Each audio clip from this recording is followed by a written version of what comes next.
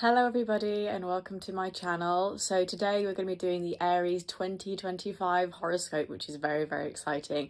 Aries is actually one of my favorite zodiac signs. I love it. And it's also really great that we get to start off this series with Aries. So today we're going to talk a little bit about the key themes of 2025 and then we're going to break it down month by month. I'm not going to talk about every single astrological placement, of course, because that would take hours, but I will talk about the key highlights that will affect your 2025. So let's get into key themes for 2025. Regardless of 2024 and how it's been treating us, I know 2024 has not been the best year for a lot of us, but that's all in the past. We should move on and treat this as a fresh new start. So the themes for Aries is some inspiring communication and a little bit of passion in dating if you are a single Aries. If you're not a single Aries, you could be feeling a lot more tapped into your creative side and your expression, that you're being a lot more expressive in your personality and the things that you're doing, more adventurous. There's a bit of restoration and evaluation of self and mental health.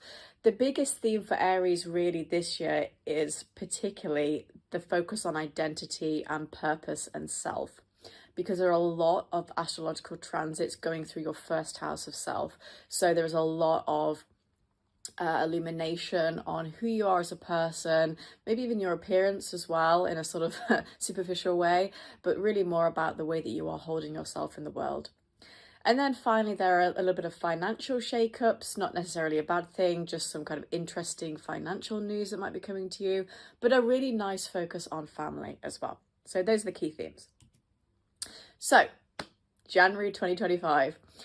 We start off January 2025 with Mars retrograde in Leo, and Mars is obviously your ruler Aries, so this is very pertinent to you.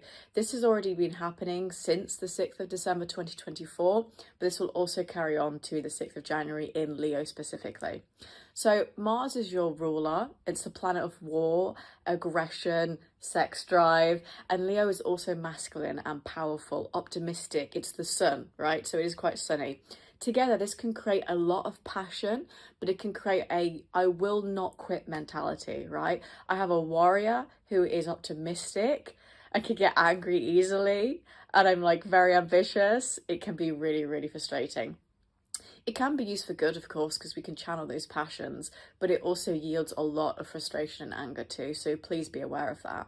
For you, Aries, also just want to mention, this is for Aries, Sun, Moon and Rising, but it is more pertinent to a rising sign. Just wanted to put that out there. So this is for your house number 5, which is the house of dating and creativity, passion and children.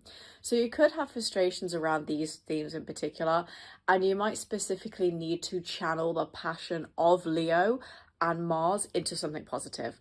So if you desire someone, for example, let's take the 5th house of dating. If you desire someone, use that passion for direction. Use that passion to know exactly what you want to move towards, rather than getting angry and frustrated at maybe the lack of things that are not in your life, for example. So Mars retrograde in Leo will cause some frustration towards the start of the year, but everyone's going to be going through this. This is not like you get this and everyone else escapes. Everybody will be going through this. Then Venus will be entering Pisces, which is your 12th house, on the 2nd of January. So Venus will leave Aquarius and then enter Pisces, which is a much more dreamy, delusional and compassionate love sign, and it will be there for another month. So you could find more harmony with your mental health and understanding with your relationships. You'll hear me say this a lot in this video because mental health will be a real onus for you, Aries, and a lot of the placements are transiting through Pisces, which is your 12th house. So you are naturally going to have more of a focus on the subconscious and that kind of hidden tapped energy. Then Mars will retrograde in Cancer in your 4th house. So from the 6th of January to the 23rd of February, Mars will enter Cancer, which is not its best place to be because Cancer is very sensitive. It's highly sensitive and can get really emotional.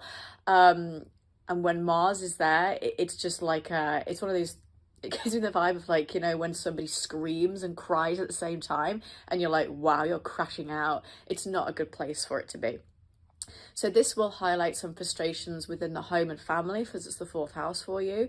And so that may cause you to act out and you need to exercise some kind of impulse control. So it could be that you get frustrated around things in the home, things breaking, or just generally you don't like your location, you have annoying neighbours, you don't feel safe in your location, you can't afford it, whatever there is, there's some frustration around home. And then family, this could be frustrations over your family unit that you have now, relatives, or a family that you're trying to build, and maybe there are hiccups there along the way. Take what it is to what it might be for you and what resonates, but there is definitely some frustrations around home and family in the fourth house. And then we have some kind of important things happening. I say everything is important, but like to me, like quite important things. So the nodes will be changing to Pisces and Virgo from Aries and Libra. So the nodes have been in Aries and Libra, which is obviously your sign and your sister sign, and now moving to Pisces and Virgo. So the North and the South node are very important when it comes to destiny and fate and things that are meant for us. A lot of astrologers have different takes on the North and South node and what it means about your purpose in life.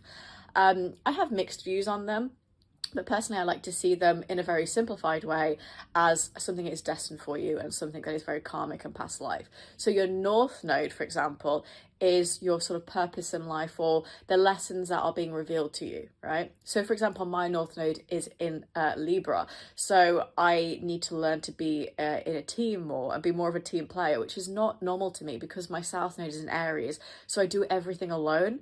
I love doing things alone. I know I was a warrior in a past life. I definitely was shot in the neck on a battlefield. I just know, I have like visions of it. I know that was what happened to me. And in this life, I have to be a team player, be more social, be more open to networking and building ideas with others, right? So those areas have been highlighted for me. And now they're moving into Pisces and Virgo, which means for you specifically, Aries, you will restore harmony and balance to your physical and mental health, because it's your 12th house of mental health and your 6th house of physical health. So coming together, this is a restoration of these kind of facets of your health. So your purpose may become much more clearer now when it comes to your health, and you could have a lot of more onus on the purpose of, I know I need a healthy body to be able to do this in my life, right? It will all become much more clear, especially because Uranus will be direct in Taurus.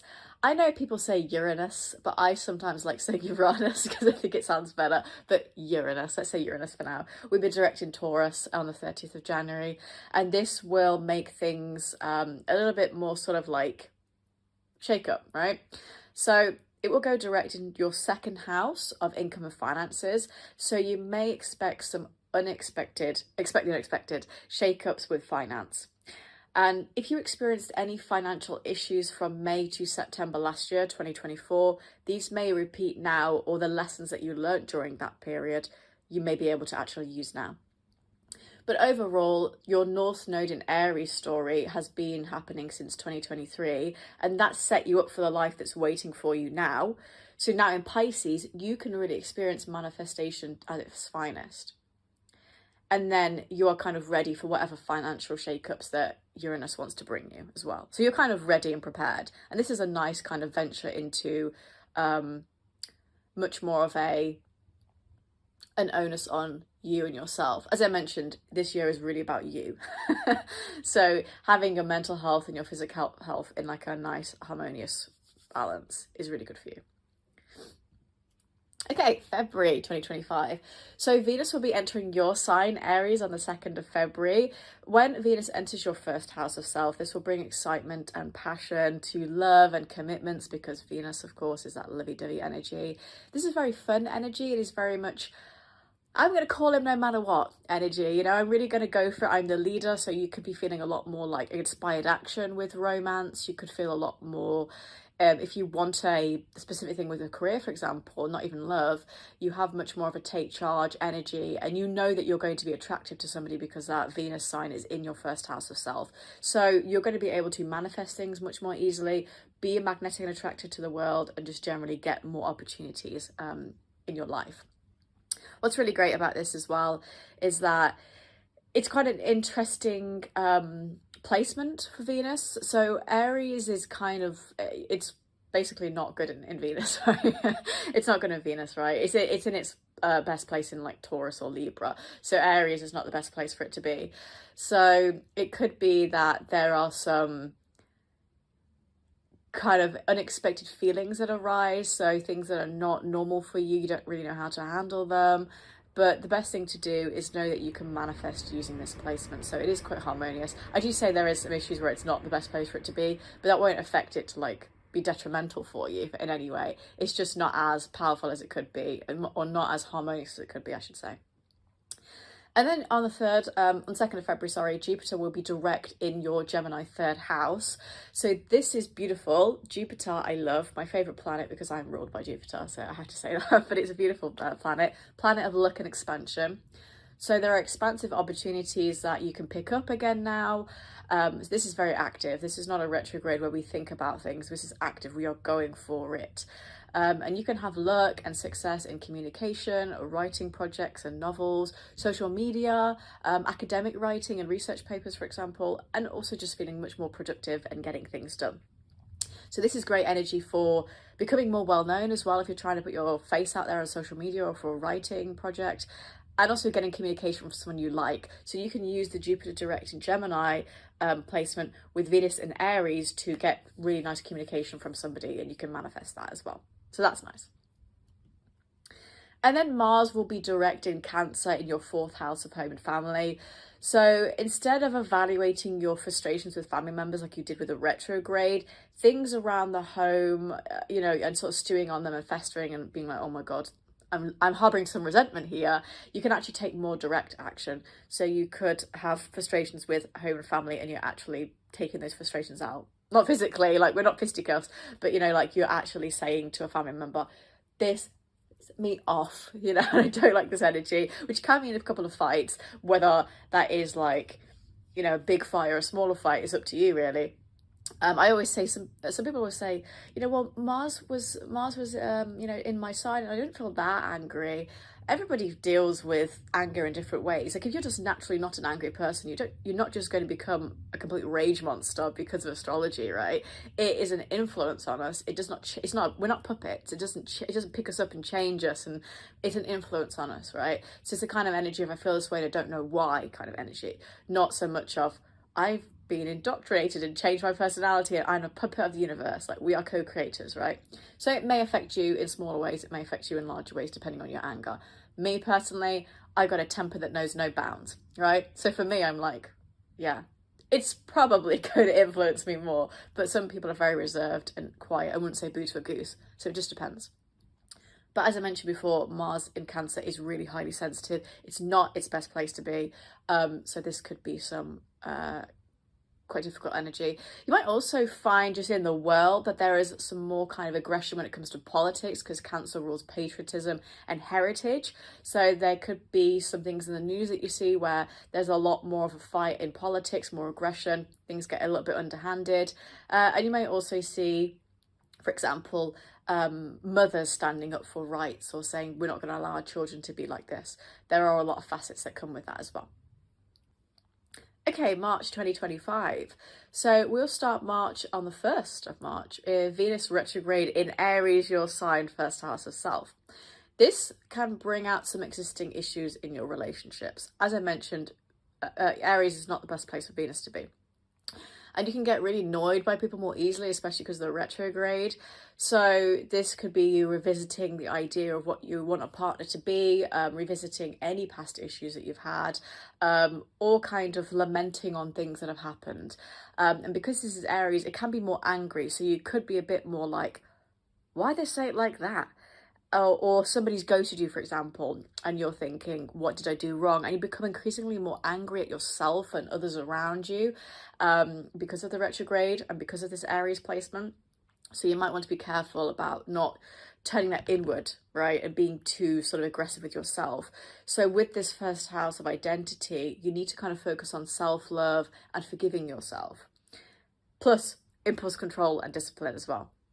And like I said, Venus is debilitated in Aries, so you need to be a bit more flexible emotionally. I think you need to be, like, you don't have to take any of this advice, of course, but, you know, it's good to kind of focus on more of the positive sides so you don't get too hung up on these kinds of things.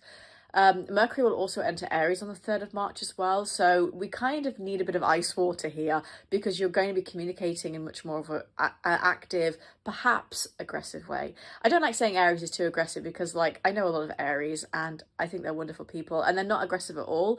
They're like, sometimes they can be, and they're very sort of take charge and leadership, and they can be like, I'm going to go to war, but most of them are actually highly sensitive, and you know, they're just a baby. So I don't like saying they're too aggressive, but they are very active. That is true. Like every Aries I've met is very active.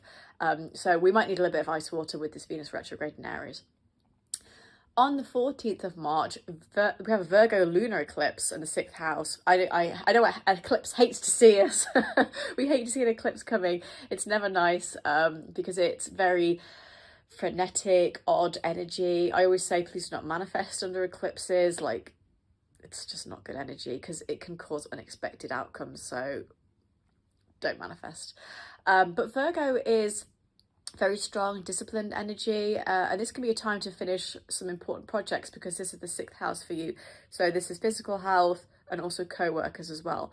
So this is a good time to release any stagnant energy trapped in your body, your physical body. And you may also find that you are being celebrated at work for your hard efforts, and you're maybe letting go of a project as well, in a certain way. So you could be wrapping up some things that you've been working on that you've been very motivated and disciplined about. It's just a nice time to tie up any loose ends and really dot the I's and cross the T's here in that Virgo energy as well. Then we have retrograde central. We have a lot of retrogrades, especially in your house, Aries, this year. So we have a Mercury retrograde in Aries in the 1st house of self on the 15th of March. And Mercury retrogrades bring communication issues, technology issues, delays, things coming back from the past. So with Venus retrograde in Aries at the same time, this can be a challenging period with a lot of angst and aggression. You could have an ex come back, for example, and you just really don't know how to handle it with that Venus retrograde. You could be lamenting on something along those lines, or thinking about some of your past transgressions, and I really get the energy of a lot of guilt coming through here. So we need to focus on some Zen calmness. It would be a nice time not to take yourself away because of the travel and delays and stuff, but to focus on having a little bit of a retreat at home maybe, or just treating yourself. You could maybe go out for something nice, a massage, some nice food, that kind of thing, just to keep yourself on an even level, because it is not the best time for you, Aries. A lot of focus on self, which is great if you're somebody who loves self-development and growth, but if you're someone who is not the most inward looking, it could be quite difficult for you. But then the Venus retrograde actually moves into Pisces in your 12th house on the 27th of March. So again, this old energy with relationships and exes could cause you to feel tired. In this 12th house of mental health and the subconscious, a bit of subconscious trauma could emerge. So you need to focus on what you love and what you really want from a partner, what you really want from people in the world, how you're coming across the world, and use the delusion of Pisces to manifest love and care as well. Use the nice energy of the Pisces to manifest some self-love and care for yourself and others around you as well. Then we have more retrogrades. So Mercury retrograde will then enter Pisces 12th house on the 29th of March. So alongside this Venus now in Pisces, we have this highly spiritual, karmic, intuitive communication around love. And this might manifest globally with issues sort of around communication and things to do with technology, but be open to all the lessons that this brings as well. So Pisces in that 12th house of mental health and the subconscious, what are these lessons trying to tell you? What is the universe trying to tell you that you are projecting out there? Your subconscious is 50% a reflection of the world around you and vice versa. So what are you trying to glean from this, right? What are the lessons?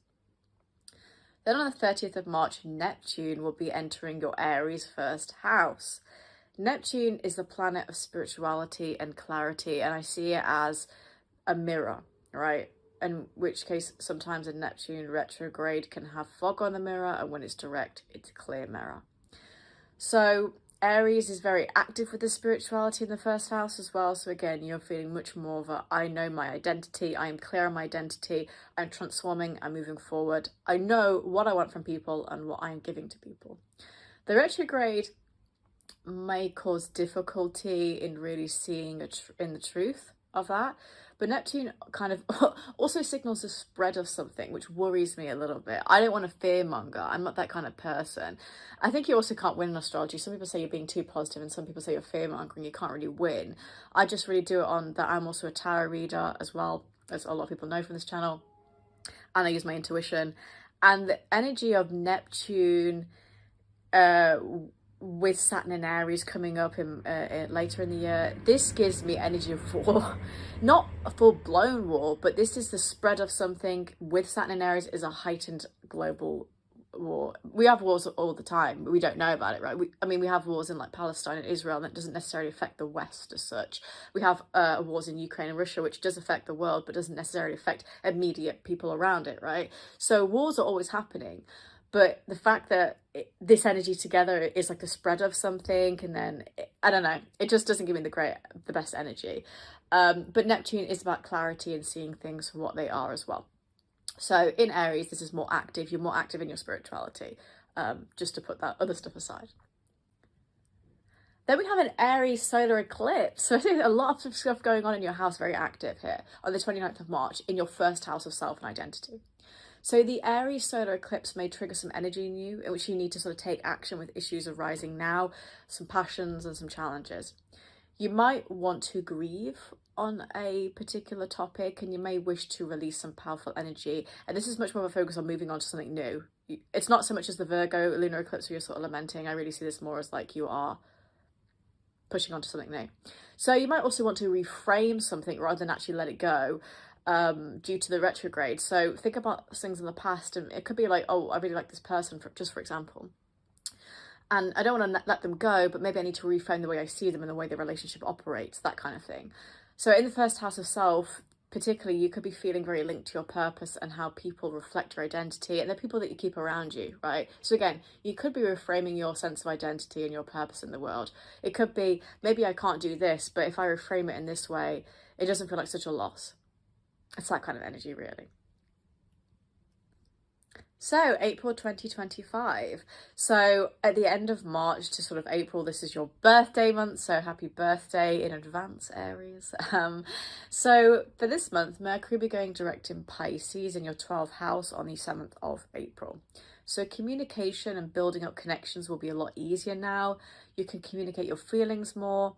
With the 12th house of mental health as well, you could be open up to someone and feel that they are accepting you, and you're able to speak those thoughts. You know, when you're feeling a little bit down and you say to someone, I don't really know how to say it or put it into words. You're just feeling like you're able to actually do that now.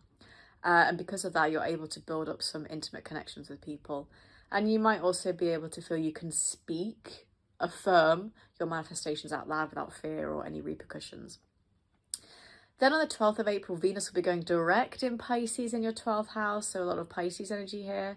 So you might experience better manifestations with love now. Venus is direct. You might feel more open to dreaming and hoping around love. And because that Mercury direct in Pisces also is like an openness, you might also feel less burdened by old relationships and karmic energy and kind of subconscious fears around love and yourself and your appearance specifically. You just feel a little bit lighter. There's a lighter load here. So this energy for April, specifically the start of April, much nicer.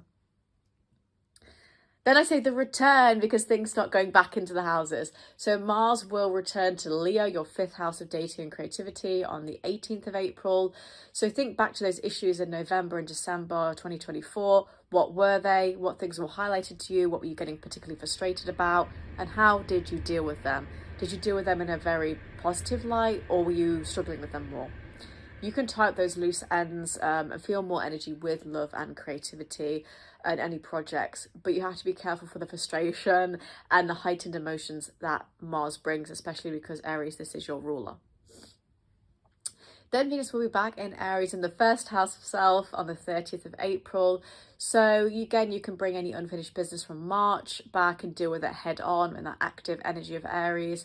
And you can be more enthusiastic with love and a bit more energetic. But again, also the negative side is this is more impulsive. So you need to find that balance in the first house of self, again, feeling more self-love for yourself and what you want from partners. Then in May 2025, you have Pluto retrograde in Aquarius in your 11th house of social community and friendships and networking. And this is on the 4th of May. So you may have experienced some intense transformations since Pluto's been in Aquarius since November 2024. But now these slow down a little bit with the retrograde. So you think more internally on these things, what you want from friendships, what you want from your community. And when I say community, I mean like the bonds that you're building with people where you live. It could be anything to do with your heritage, or if you're a particular part of a particular community, then you can focus on what that really means for you and the transformations that you're trying to push onto that and what you're getting from it, basically. Then on the 24th of May, Saturn will be entering Aries in the first house. This, again, it gets me a little bit frightened.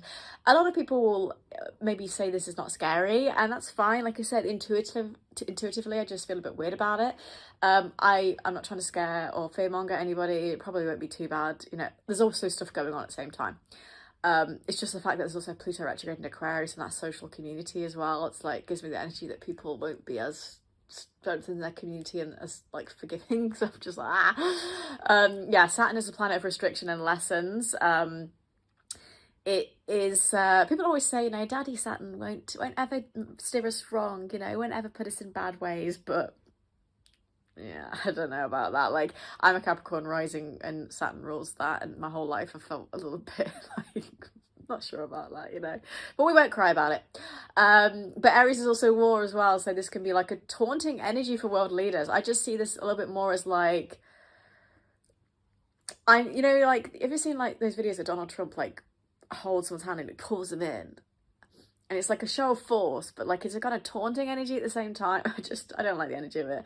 But anyway, Saturn in your first house can show boundaries and growth and kind of those boundaries around your identity and your responsibility with Saturn influence, right?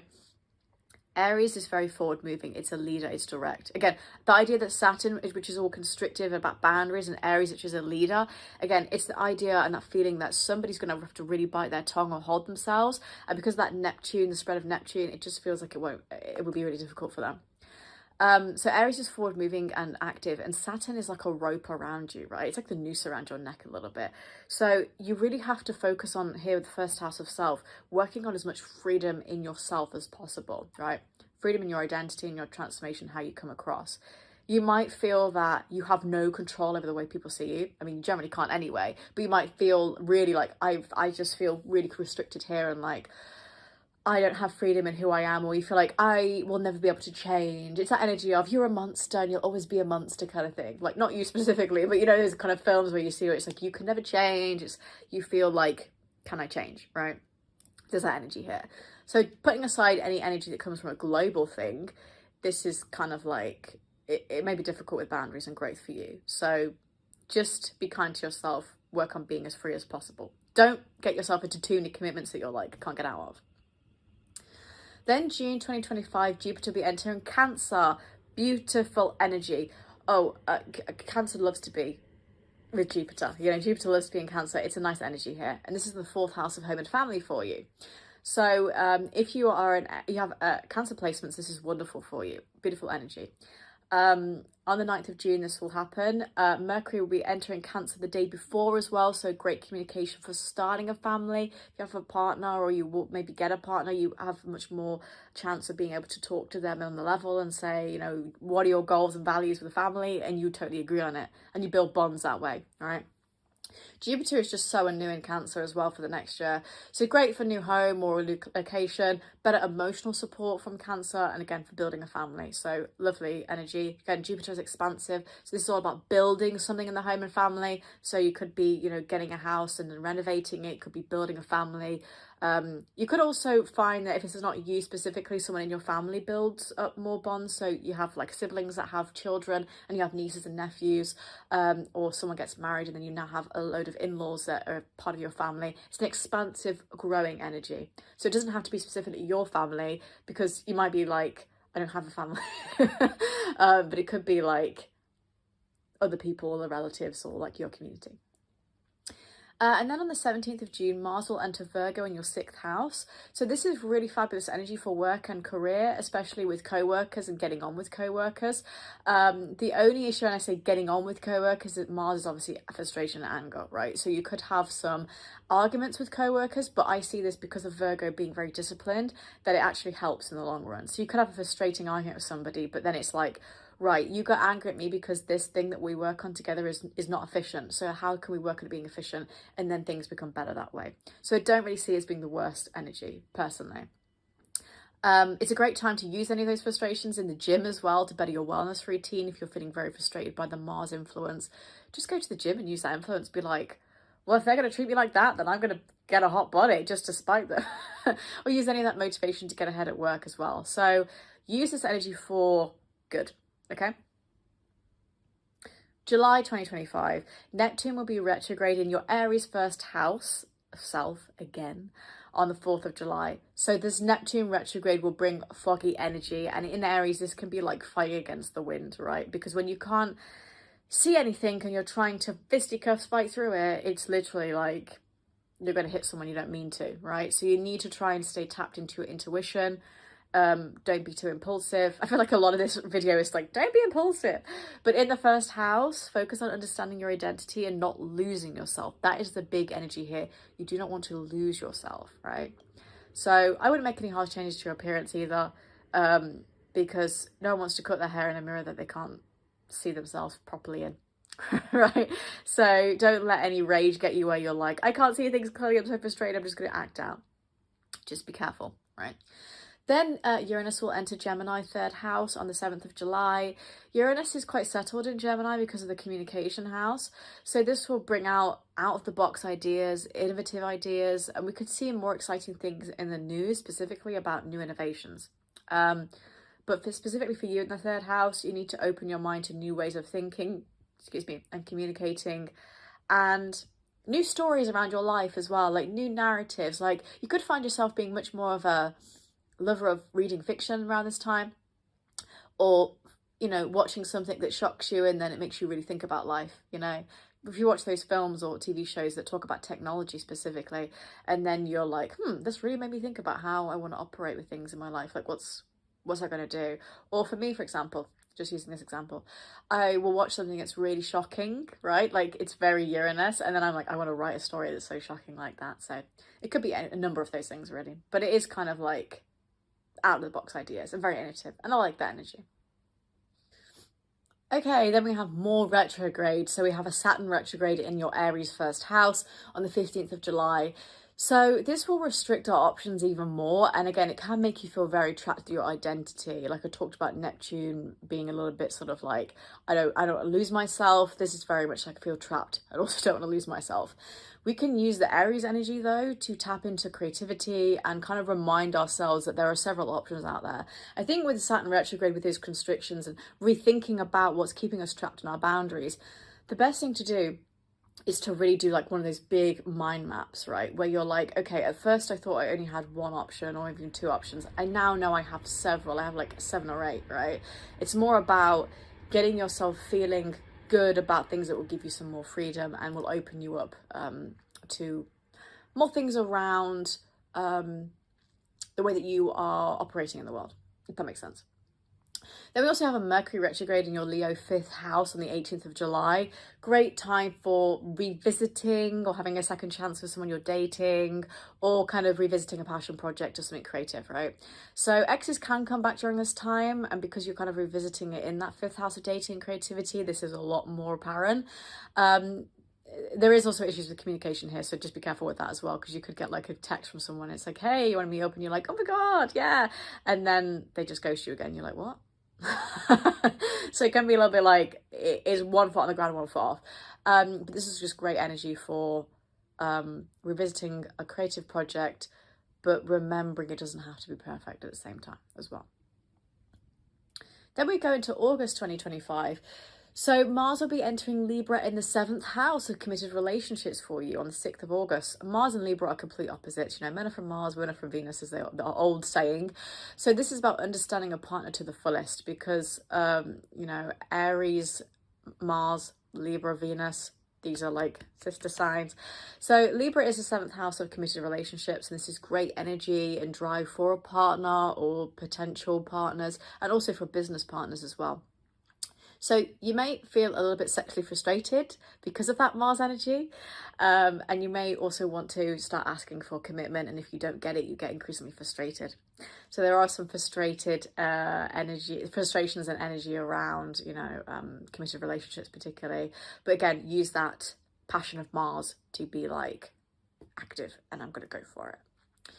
Mercury will be direct in Leo in your 5th house on the 11th of August. Again, Mercury direct can help you channel your motivation around dating and creativity in the right way. So as well as having good communication around relationships and being able to manifest much more easily now, you can use the Mars and Libra 7th house placement here to manifest and communicate with relationships. So this is a nice energy with relationships. It's a good month for love for you, Aries, for you particularly.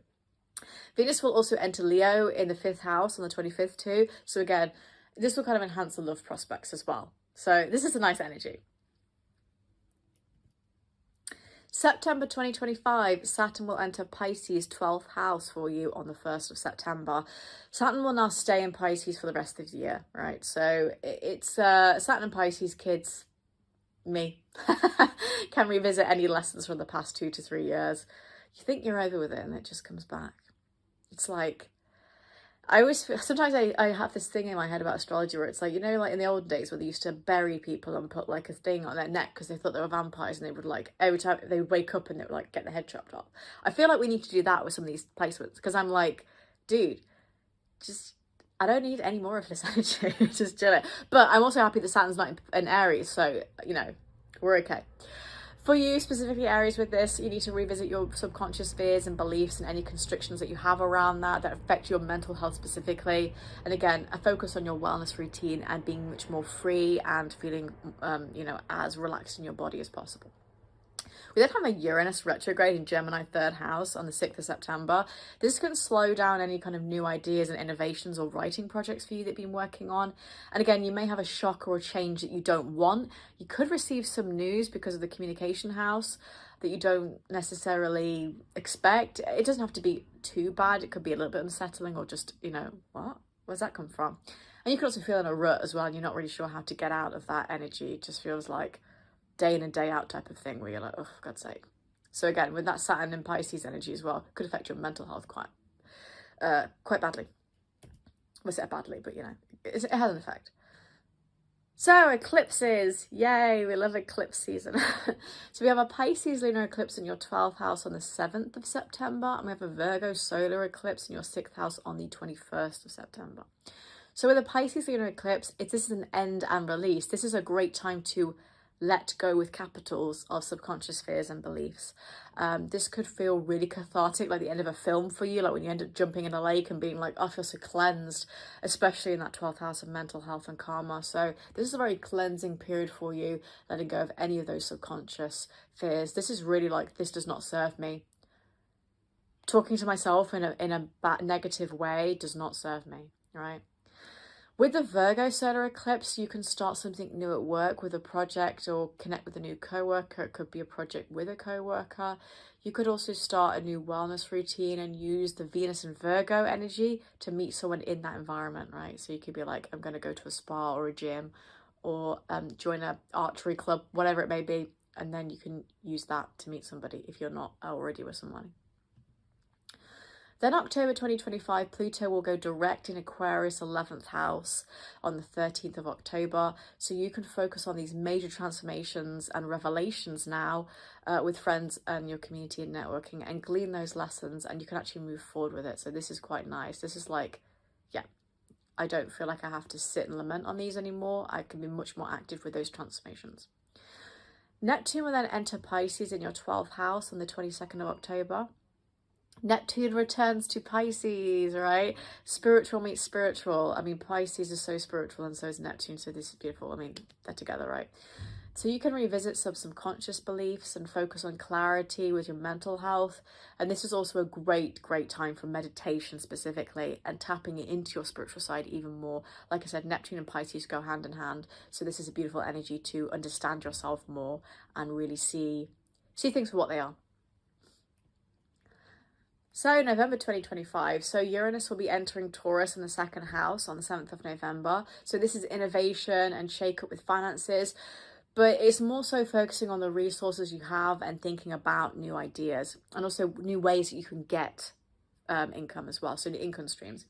Any changes to your security which you have been feeling lately can be worked on as well, so you can be thinking about new ways to work on that as well. This is just kind of like the idea of squirreling away the nuts and thinking about new ways to kind of protect those nuts. Then we have a Mercury retrograde in Sagittarius in the 9th house on the 9th of November. So you may feel like you cannot communicate, you want to run for the hills, especially with that Sagittarius. Exes revisiting could make you feel trapped. And you could experience some extreme travel delays because this is the 9th house of travel and study. So you could also focus on some old hobbies that kind of make you feel nostalgic and you used to enjoy, but maybe you stopped doing for whatever reason. And that can be especially something from school that you like doing, or like, you know, especially if you had like a job that you really liked, that you wanted to do when you were a kid and then you went down a different path. You could start kind of looking at ways that you can maybe get back into that field or revisit the passion that you had with that as well. Then we have retrogrades version 4000. The version 400 I put. We have Jupiter retrograde in Cancer in the 4th house for you on the 11th of November. So this Jupiter retrograde will have us kind of evaluating projects and dreams from this year, specifically around home and family for you. We will also be able to look at our dreams and what we feel we're destined for, right? This is expansive, but we're rethinking the expansion. So you kind of think about how you want to grow your home and your family. This is not necessarily like I'm going to go and do that actively. This is like sitting down with a list and thinking, right, how can I expand and grow? Then we also have a Mercury retrograde in Scorpio in the 8th house for you on the 18th of November. This is very passionate.